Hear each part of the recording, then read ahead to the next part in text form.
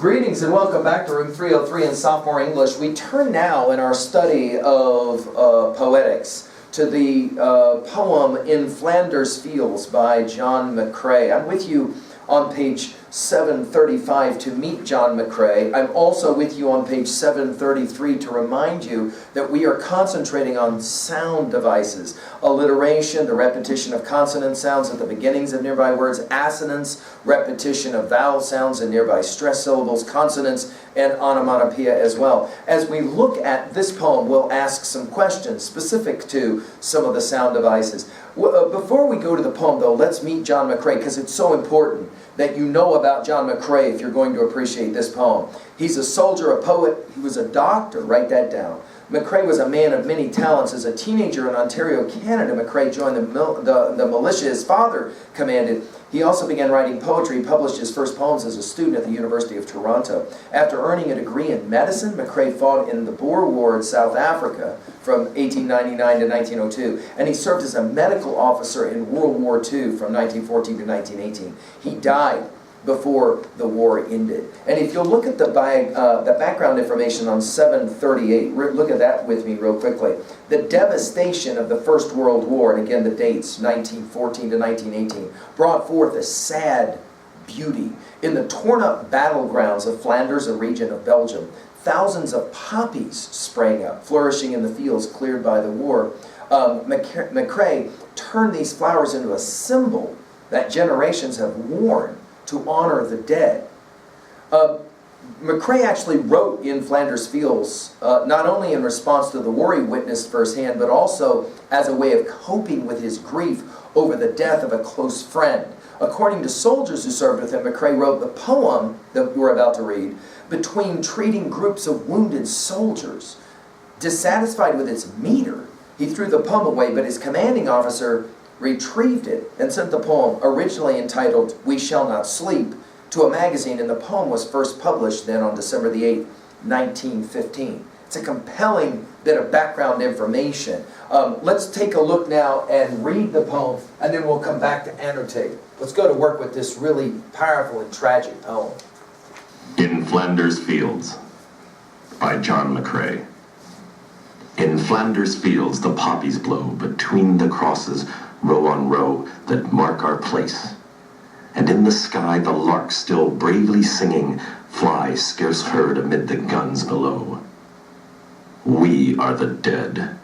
Short days ago we lived, felt dawn, saw sunset glow, loved and were loved, and now we lie in Flanders Fields. Take up our quarrel with the foe. To you from failing hands we throw the torch. Be yours to hold it high. If ye break faith with us who die, we shall not sleep, though poppies grow in Flanders Fields. Now, one of the things that's compelling about this poem is the use of pronouns. Notice, in Flanders Fields the poppies blow, between the crosses row and row that mark our place. Notice we go from our place, speaking for the dead of the First World War, the tragic number of dead, to notice the second stanza, we are the dead, we lived, to the last stanza, you, to you from falling, right? In other words, the poem has an interesting movement from, first of all, a personal reflection to then a social reflection, a reflection directly to you, the reader. That is to say, to the young who will follow. Because it is always the case, is it not, that we easily, as younger generation, we can forget what prior generations endured to provide, for example, us with the freedoms that we enjoy today. Let's work through the poem quickly now and pay attention to the symbolism. Write that down in 2B. The symbolism that we're interested in. Notice it begins with poppies that will become symbolic of how something beautiful can grow out of something horrific. We then will move to the larks, the birds, which obviously represent most of the time freedom. They still bravely sing. They fly scarce heard amid the guns below, the birds in the sky. That is to say, the power of nature as it's juxtaposed to the world of war. We are the dead Notice, short days ago we lived, felt dawn, saw sunset glow, loved and were loved, and now we lie in Flanders fields.